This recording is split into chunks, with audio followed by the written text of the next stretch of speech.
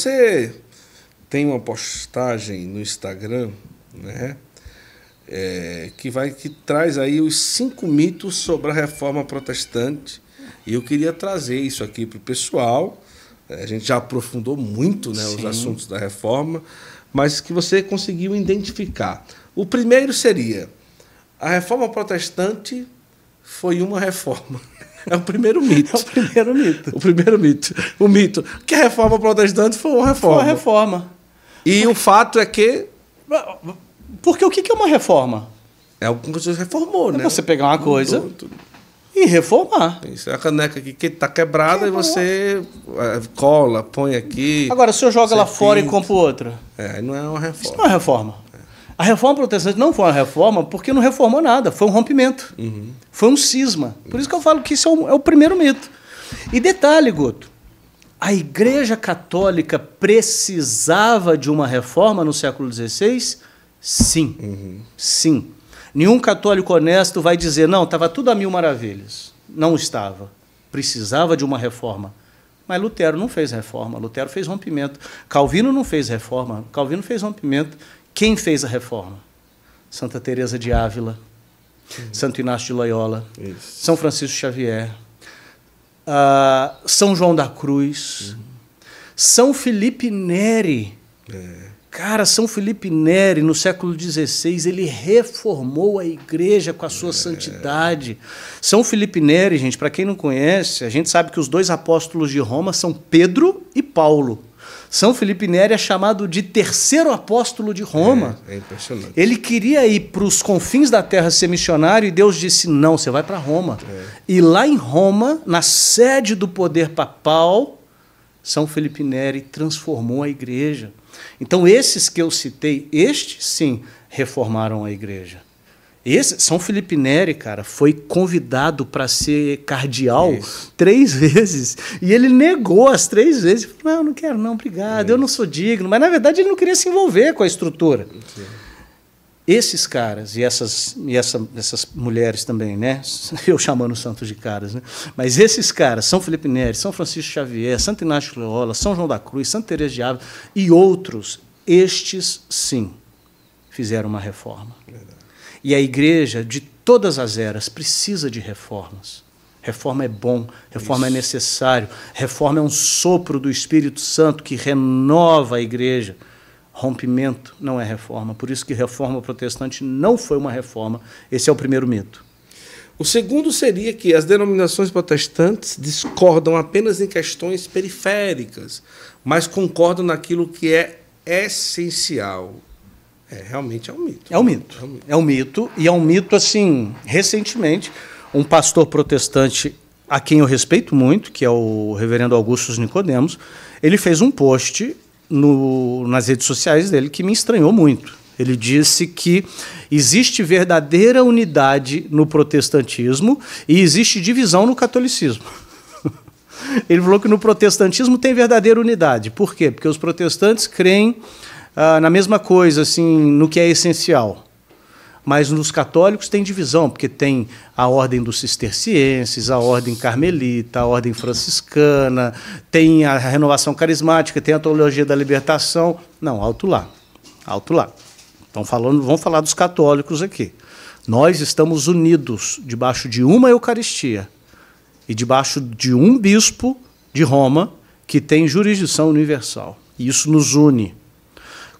E a gente tem uma doutrina, um magistério único. Tem bispos e padres que pregam contra o magistério? Pregam, mas isso não quer dizer que a igreja está dividida, quer dizer que eles estão em desacordo. Né? O que eu costumo dizer é o seguinte, quando um católico prega a divisão, ele está sendo anticatólico. Quando um protestante prega a divisão, ele está sendo protestante. Ele está fazendo o que o protestantismo já faz. Então, todas essas... Primeiro que ordem dos cistercienses, dos carmelistas, do franciscano não é divisão. São carismas. É a diversidade que há na unidade. São formas distintas de espiritualidade. E isso é bom, isso é justo, e isso existe desde os tempos bíblicos. A espiritualidade de São Paulo é diferente da espiritualidade de São Tiago, que é diferente da espiritualidade de São Pedro. Então isso aí não é... São carismas, são formas de viver a espiritualidade cristã. Não é divisão. Agora, tem divisão, tem um padre que é a favor da ordenação, do casamento gay. Tá aí ó, a divisão. Não, isso não é divisão, é um padre herege. Né? Lutero era padre, então isso aí não quer dizer nada. Mas o mito é que os protestantes são unidos no essencial, e não são. E eu vou te provar, Guto, que não são. Por quê? Eles gostam muito de dizer isso, né? Porque é o mito da unidade protestante. A gente só é desunido no tangencial, no periférico. Vamos lá. Sacramento é periférico ou essencial? Essencial. Jesus disse: quem crer e for batizado será salvo. São Pedro disse: arrependei-vos e sede batizados cada um de vós, para que sejam cancelados os vossos pecados. São Pedro, lá em Atos 2, no discurso de Atos 2. Sede batizados, para que sejam cancelados os vossos pecados. O Senhor Jesus, em João 6, quem não comer da minha carne e não beber do meu sangue, não herdará o reino de Deus. Então, peraí, sacramento é essencial ou não? É essencial. Se a pessoa não acredita que comer da carne e beber do sangue é transubstanciação, tudo bem, isso é um outro assunto, mas o fato é, o sacramento é essencial. Os protestantes não concordam sobre os sacramentos. Não existe uma unidade sobre isso. Não existe. Por quê? Como eu disse mais cedo, os protestantes mais históricos, eles creem na eficácia dos sacramentos. Os protestantes mais contemporâneos, e que são a maioria, como batistas e pentecostais, nem ao menos creem que existem sacramentos. Eles dizem que são meramente ordenanças. O presbiteriano calvinista diz que os sacramentos têm uma certa eficácia, que comunica uma graça, é um meio de graça. O protestante batista vai dizer que não, que o sacramento é simplesmente um símbolo. O batismo é um símbolo do nascer de novo que aconteceu quando o sujeito aceitou Jesus. O batismo não causa o novo nascimento. O que causa o novo nascimento é aquilo que eu falei para você, o subjetivismo racionalista de levantar a mão e dizer eu aceito Jesus. E a Santa Ceia? A Santa Ceia, para o presbiteriano, é um meio de graça, comunica a graça. Para o batista, não. Para o batista, a Santa Ceia nada mais é do que um lembrete. Toda discordância não é simplesmente periférica. Não é um lembrete do que aconteceu na cruz há 2000 anos atrás. Até para encerrar, porque dava para falar de muitos outros assuntos nessa questão das discordâncias, mas João Calvino dizia que as marcas da verdadeira igreja são 3.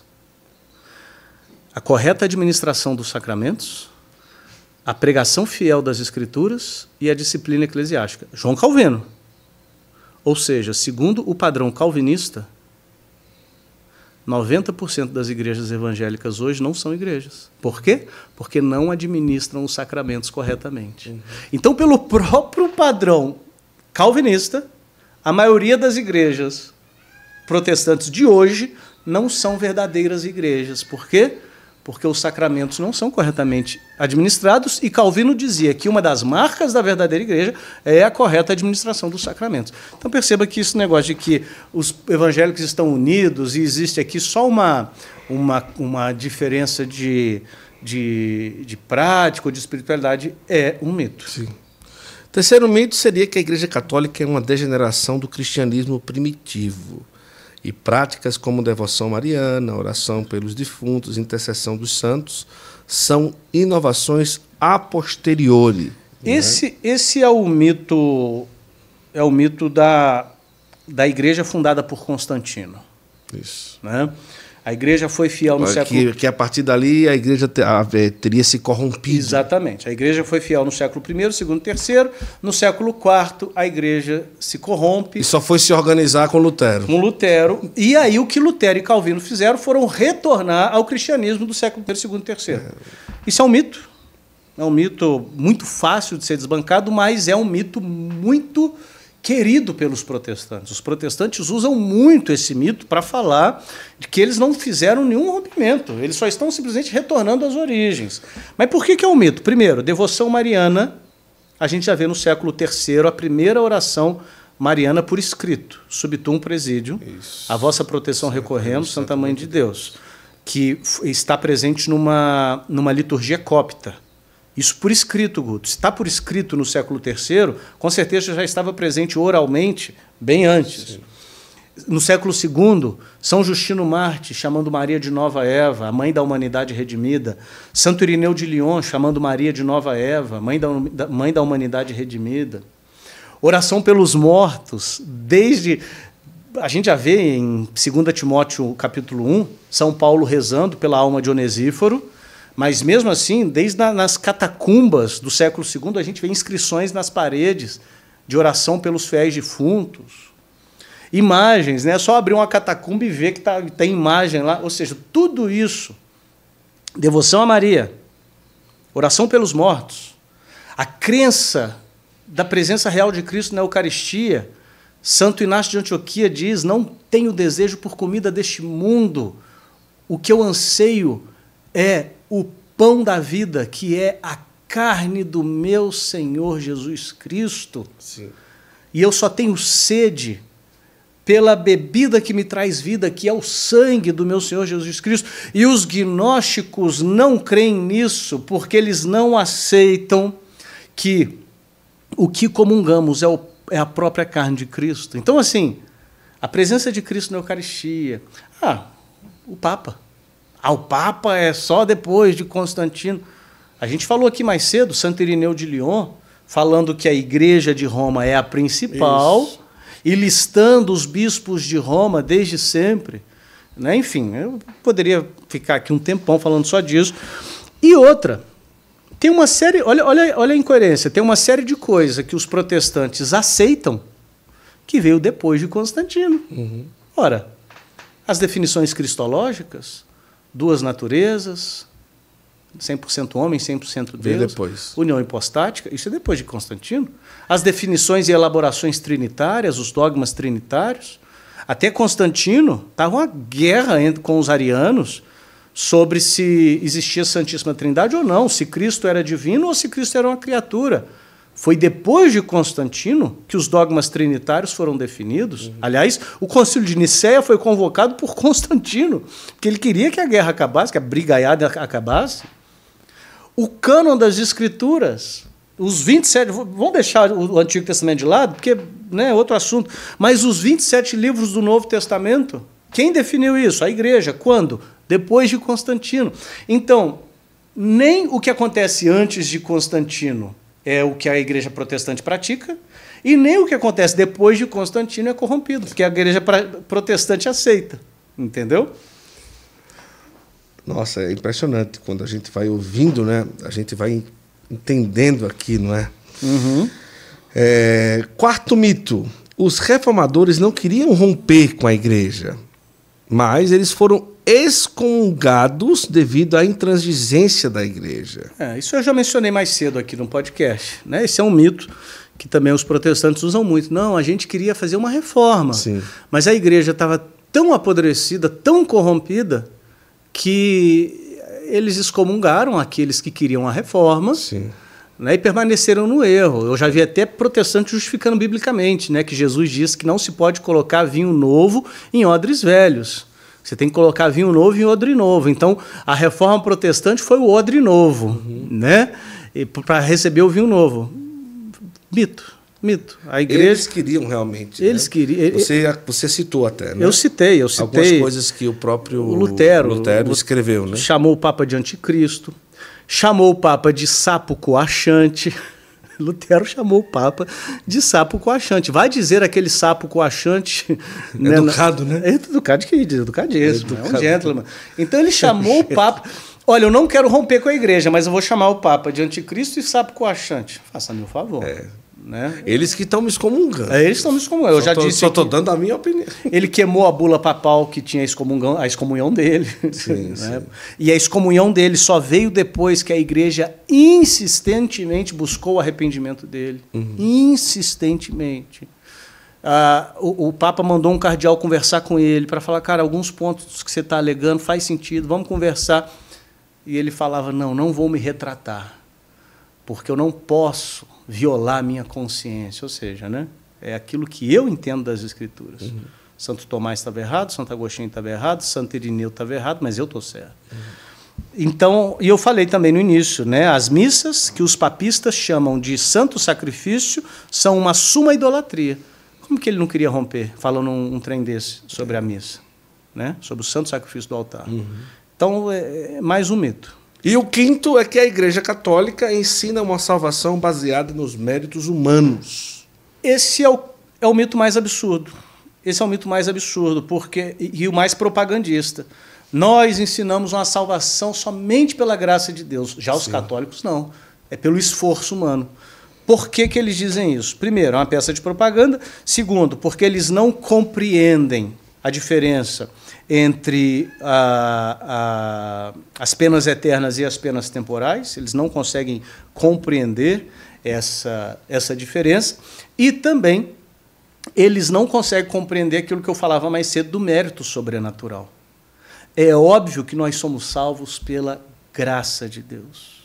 A graça de Deus que faz com que Deus tome a iniciativa de nos criar, de nos redimir, de entrar na história na pessoa de Cristo, de morrer no nosso lugar, de nos chamar para uma relação com Ele. É óbvio. De nos habilitar, por exemplo, o ser humano tem que responder à graça, mas essa própria resposta à graça já é uma graça de Deus, já é uma habilitação. Então, é tudo graça. A última frase da História de uma Alma de Santa Teresinha, do livro A História de uma Alma, aprendi que tudo é graça. Ela acabou o livro assim. É tudo graça. É um mito dizer que é o esforço humano. Mas por que eles dizem isso? Porque eles não entendem o que é mérito sobrenatural, eles não entendem o que é mortificação, né, para remir as penas temporais. Não entendem. É uma lacuna na teologia protestante, mas é talvez o mais grave dos mitos, né? Eu até explico aqui, né? Mesmo a resposta humana ao convite da salvação de Deus só é possível sob o influxo da graça.